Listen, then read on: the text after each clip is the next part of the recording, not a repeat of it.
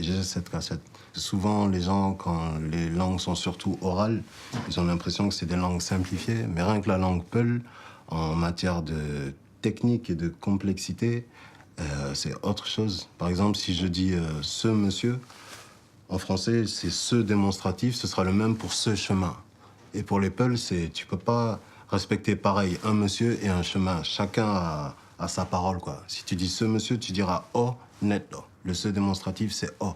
Si tu dis ce chemin, tu diras ngol.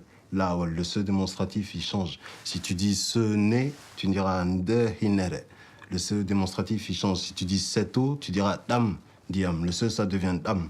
Et il y en a 21 ou 26 différents. Le pluriel en français, c'est un S. Dans ma langue, c'est un autre mot.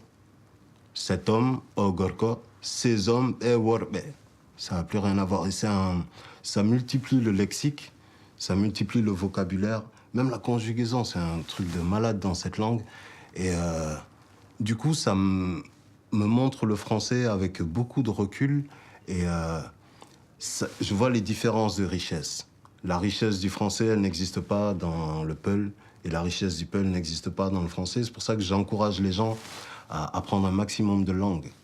Ou si c'est difficile d'apprendre les langues en entier, apprendre certains proverbes qui viennent de loin. Parce que dans les proverbes, tu as toute la mentalité d'un peuple. Je vois les proverbes français, je vois les proverbes polonais. Parce qu'à chaque fois que je rencontre quelqu'un qui vient même de Bretagne ou qui a un petit ailleurs, je cherche à apprendre de son ailleurs, quoi. J'apprends des poèmes par cœur en polonais, en italien, des langues qui sont censées être loin de moi, mais c'est la même chose en fait. Et c'est bien de le savoir. Il y a des gens, ils ont 800 mots dans leur vie. Il y en a d'autres, ils en ont 25 000.